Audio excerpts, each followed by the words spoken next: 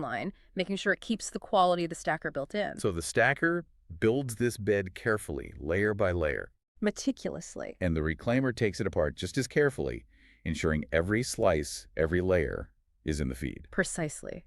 And that's what's so fascinating. They're way more than just storage bins and scoops. Right. Their dual purpose makes them, well, foundational for efficiency. They give you high-density storage, and they're the main way you partially homogenize the raw stuff. Like quality assurance before the raw mill even sees it. Exactly. They're the plant's insurance policy against quality disasters. That insurance policy idea is so important, because if that mixes off, your energy use later. Oh, it skyrockets kiln efficiency tanks. Right. So let's start with the stacker, the builder, Yeah. piling up limestone, clay, sand.